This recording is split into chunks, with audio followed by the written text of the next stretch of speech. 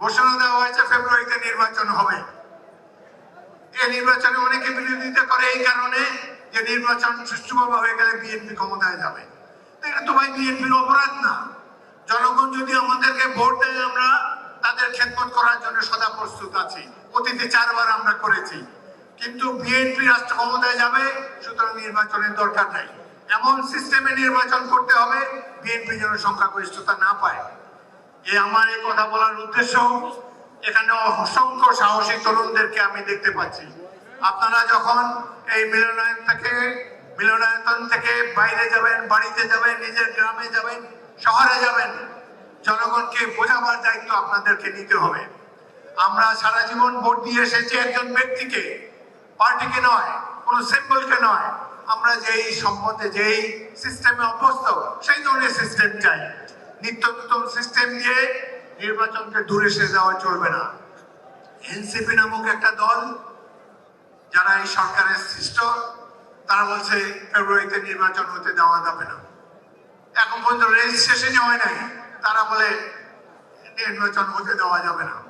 অপর দল জামাতে ইসলামী, তারা এক অদ্ভুত কথা বলেছে। তারা বলেছে সম্প্রতিকালে যে ঘোষণাপত্র দিয়েছে প্রফেসর ইউনূসের সরকার, সেখানে পাকিস্তানের জন্মকে গ্লোরিফাই করা হয়নি। আরে এত বছর আগের ঘটনা, বাংলাদেশের মানুষই তো ভোটের মাধ্যমে 46 সালে ভোট দিয়ে এই তৎকালীন পাকিস্তানের সৃষ্টি করেছে। আমরা পূর্ব পাকিস্তানের অংশ ছিলাম। সেই 47-এর সময় 46 সময় পাকিস্তান প্রতিষ্ঠার বিরোধিতা করেছিল বর্তমানে এই দল জামাত ইসলামী। এখন তারা 71-এ এই 47-কে গ্লোরিফাই করা হয় নাই বলে অভিযোগ তোলে। এরা তককে আছে, এই দেশে গণতন্ত্র প্রতিষ্ঠিত হতে দেবে না। একটা মৌলবাদী ব্যাকওয়ার্ড লুকিং রাষ্ট্র ব্যবস্থা প্রবর্তনের জন্য বাংলাদেশের জনজীবনে তারা দুর্ভোগ সৃষ্টি করতে চায়। এত বছর প্রথমে শুনলাম যে 1 বছর থাকবে, 2 বছর থাকবে।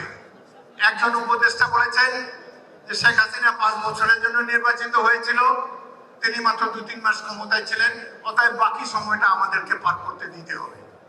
কোথায় শেখ হাসিনার সরকার, কোথায় এইভাবে আমিডামি নির্বাচন, কোথায় নির্বাচনের নামে প্রহসন? আর এরা জীবনে কোনো স্যাক্রিফাইস নেই বাংলাদেশের জনগণের জন্য। এই যে জুলাই আগস্টে বিএনপির তো 488 জন শহীদ হয়েছে। আমি যেখানে আমার বাড়ি লালমোহন উপজেলা, ছোট্ট একটি উপজেলায় 11 জন শহীদ হয়েছে জুলাই আগস্টের গণ অভ্যুত্থানে।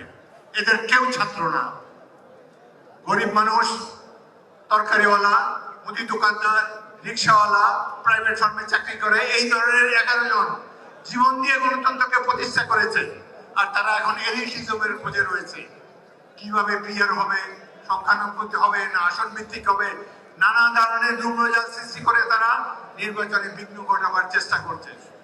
সুতরাং আজকে এই স্বেচ্ছাসেবক দলের যারা গর্বিত সদস্য, তাদের উদ্দেশ্যে বলবো, আপনারা ফিরে গিয়ে গ্রামে গ্রামান্তরে ছড়িয়ে গিয়ে আমরা গণতন্ত্রের জয়গান গাইতে চাই।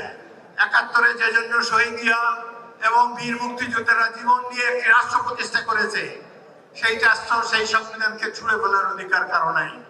আমরা এমন একটি রাষ্ট্র ব্যবস্থা চাই যেখানে গণতন্ত্র সুপ্রিম থাকবে।